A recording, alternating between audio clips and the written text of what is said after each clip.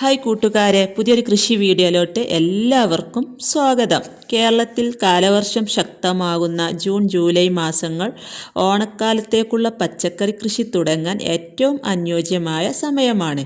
മഴക്കാലമായതുകൊണ്ട് തന്നെ വിത്തുകൾ നേരിട്ട് മണ്ണിൽ നടുന്നതിനേക്കാൾ ചെറിയ പോട്ടിൻ ട്രേകളിലോ കപ്പുകളിലോ മുളപ്പിച്ചു തൈകൾ തയ്യാറാക്കി നടുന്നതാണ് കൂടുതൽ സുരക്ഷിതം. ഈ മാസങ്ങളിൽ മികച്ച വിളവ് തരുന്ന പ്രധാന കൃഷികൾ എന്തൊക്കെയാണെന്ന് നോക്കാം. ഒന്നാമത് പയറുവർഗ്ഗങ്ങൾ, അതായത് വള്ളിപ്പയർ, കുറ്റിപ്പയർ മഴക്കാലത്ത് നന്നായി വളരുന്ന ഒന്നാണ്.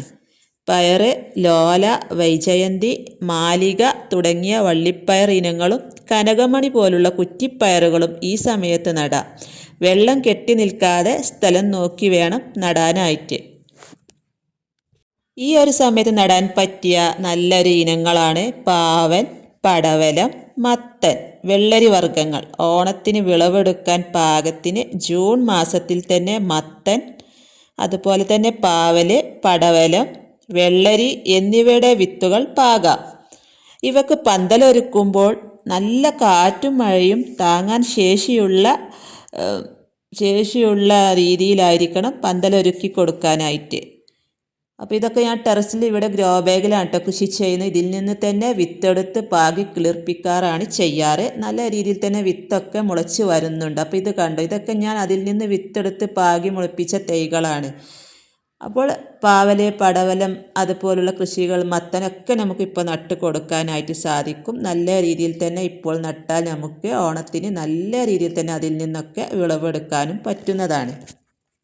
അടുത്തതായിട്ട് നമുക്ക് നടാൻ പറ്റുന്ന ഒന്നാണ് വെണ്ട. വെണ്ട നല്ല രീതിയിൽ തന്നെ നമുക്ക് വിളവെടുക്കാം. സൽകീർത്തി, അർക്ക, അനാമിക തുടങ്ങിയ ഇനങ്ങൾ മഴക്കാലത്ത് നല്ല രീതിയിൽ കായ്ക്കുന്നതാണ്. അതുപോലെ തന്നെ നട്ട് 45-ാം ദിവസം മുതൽ വിളവെടുപ്പ് നടത്താം. അപ്പോൾ ഇത് കണ്ടോ, ഇതൊക്കെ ഞാൻ മഴ തുടങ്ങുന്നതിന് മുമ്പേ വിത്തിട്ട് മുളപ്പിച്ച തൈയാണ് കേട്ടോ. നല്ല അടിപൊളിയായി തന്നെ ഇതൊക്കെ വളർന്നു വരുന്നുണ്ട്. അപ്പോൾ ഈ മഴക്കാല സമയത്ത് നമ്മൾ വളങ്ങൾ കൊടുക്കുമ്പോൾ ദ്രാവക രൂപത്തിലുള്ള വളങ്ങൾ കൊടുക്കരുത്, പൊടി രൂപത്തിലുള്ള വളങ്ങൾ വേണം കൊടുക്കാനായിട്ട്. ദ്രാവക രൂപത്തിലുള്ള വളങ്ങൾ കൊടുത്തു കഴിഞ്ഞാൽ അതൊക്കെ പെട്ടെന്ന് ഒലിച്ചു പോകും മഴയത്ത്. അപ്പോൾ നമ്മൾ ഖരരൂപത്തിലുള്ള വളങ്ങൾ കൊടുക്കാനായിട്ട് ശ്രമിക്കുക. ആട്ടിൻ കാഷ്ടമോ കോഴിവളമോ അല്ലെങ്കിൽ കിച്ചൺ വേസ്റ്റ്, കമ്പോസ്റ്റ് അങ്ങനെയൊക്കെയുള്ള വളങ്ങളൊക്കെ മണ്ണ് ചെറുതായി ഇളക്കി കൊടുത്തതിന് ശേഷം ഇട്ട് കൊടുക്കുന്നത് ഒത്തിരി നല്ലതാണ്. പിന്നെ നമുക്ക് നടാൻ പറ്റിയ ഇനങ്ങളാണ് വഴുതന, മുളക്, തക്കാളി. ഇവയുടെ തൈകൾ ഈ മാസങ്ങളിൽ മാറ്റി നടാം. തക്കാളിയും മുളകുമൊക്കെ നടുമ്പോൾ മഴവെള്ളം കെട്ടിനിന്ന് വേര് ചീയാതിരിക്കാൻ ഗ്രോ ബാഗുകളോ തറയിൽ ഉയർന്ന തടങ്ങളോ ഒരുക്കാൻ പ്രത്യേകം ശ്രദ്ധിക്കുക. വെള്ളം കെട്ടിനിന്നാൽ ചെടികളൊക്കെ വേര് ചീഞ്ഞ് നശിച്ചു പോകും. അപ്പോൾ നല്ല രീതിയിൽ തന്നെ മുളകൊക്കെ നമുക്ക് ഉണ്ടാക്കിയെടുക്കാൻ പറ്റുന്ന ഒരു സമയമാണ് കേട്ടോ. പല വെറൈറ്റി മുളകുകളുണ്ട് കേട്ടോ. അപ്പോൾ അതിൻ്റെയൊക്കെ വീഡിയോ ഞാൻ മുമ്പ് ചെയ്തിരുന്നു. കാണാത്തവരുണ്ടെങ്കിൽ അതൊക്കെ ഒന്ന് കണ്ടു നോക്കുക. ഇത് തക്കാളി മുളക് എന്ന് പറയും. ഇഷ്ടം പോലെ കായ്ച്ചിട്ടുണ്ട് കേട്ടോ. അപ്പോൾ ഏത് മുളക് ആയാലും ഇപ്പോൾ ഈ മഴ സമയത്ത് നല്ല രീതിയിൽ തന്നെ നമുക്ക് അതിൽ നിന്ന് വിളവെടുക്കാനായിട്ട് പറ്റും. അപ്പോൾ എല്ലാവരും മുളകൊക്കെ കൃഷി ചെയ്യുക. ഇത് കണ്ടോ, ഇത് ബുള്ളറ്റ് മുളകാണ്. ഇതിൽ ഒരുപാട് കായ്ച്ചിട്ടുണ്ട്. ഈ ഒരു മുളകിൻ്റെ തൈയൊക്കെ നട്ട് പിടിപ്പിച്ച് കഴിഞ്ഞാൽ 1-2 തൈ മതി. ഇഷ്ടം പോലെ നമുക്ക് അതിൽ നിന്ന് മുളക് വിളവെടുക്കാനായിട്ട് സാധിക്കും. നല്ല അടിപൊളിയായി തന്നെ ഇതിലൊക്കെ കായ്ച്ചിട്ടുണ്ട് കേട്ടോ. മഴക്കാല കൃഷിയിൽ ശ്രദ്ധിക്കേണ്ട ചില പ്രധാന കാര്യങ്ങൾ: നീർവാർച്ച. മണ്ണിലോ ഗ്രോ ബാഗിലോ വെള്ളം കെട്ടിക്കിടക്കാൻ അനുവദിക്കരുത്. ഗ്രോ ബാഗുകളുടെ അടിയിലെ സുഷിരങ്ങൾ അടഞ്ഞിട്ടില്ലെന്ന് ഉറപ്പ് വരുത്തുക. നടുന്നതിന് മുമ്പ് മണ്ണിൽ ചാണകപ്പൊടി, ചാരം, വേപ്പിൻ പിണ്ണാക്ക് എന്നിവ ചേർത്ത് തറ ഒരുക്കുന്നത് ചെടികൾക്ക് പ്രതിരോധശേഷി നൽകും.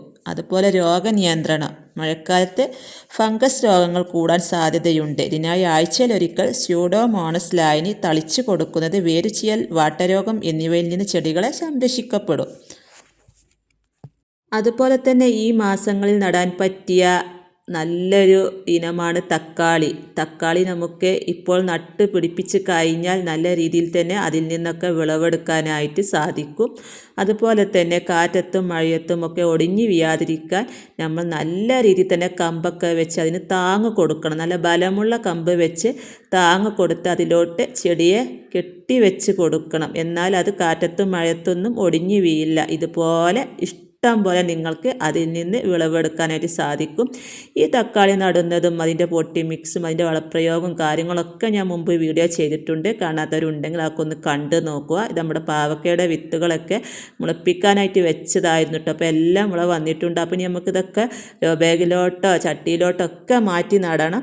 അപ്പോൾ എല്ലാവരും ഇതൊക്കെ കൃഷി ചെയ്യുക. ഇതൊക്കെ ഇപ്പോൾ നട്ട് കഴിഞ്ഞാൽ നല്ല രീതിയിൽ തന്നെ നമുക്ക് അതിൽ നിന്നൊക്കെ വിളവെടുക്കാനായിട്ട് സാധിക്കും. അതുപോലെ തന്നെ വഴുതനയൊക്കെ നമ്മുടെ വീട്ടിലുള്ള ചെടിയിൽ നിന്ന് തന്നെ നമുക്ക് അതിൻ്റെ വിത്തെടുത്ത് പാകി മുളപ്പിച്ചെടുക്കാവുന്നതാണ്.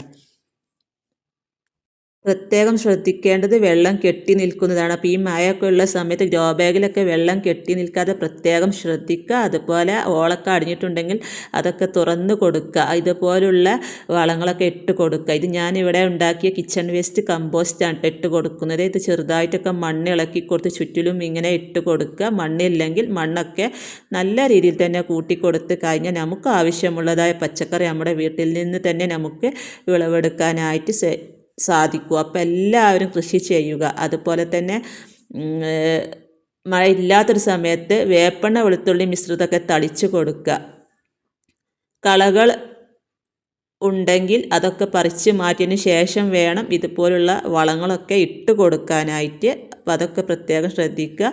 നല്ല രീതിയിൽ തന്നെ നമ്മൾ ശ്രദ്ധിച്ചാൽ നമുക്ക് അതിൽ നിന്ന് നമ്മുടെ വീട്ടിലേക്ക് ആവശ്യത്തിനുള്ളതായ പച്ചക്കറികൾ നമുക്ക് അതിൽ നിന്ന് വിളവെടുക്കാം. അപ്പോൾ ഇന്നത്തെ വീഡിയോ ഇഷ്ടമായാൽ ലൈക്ക് ചെയ്യാനും ഷെയർ ചെയ്യാനും കമൻറ്റ് ചെയ്യാനും മറക്കരുത്. അടുത്ത പുതിയൊരു വീഡിയോ ആയിട്ട് വരുന്നത് വരെ വീണ്ടും കാണാം.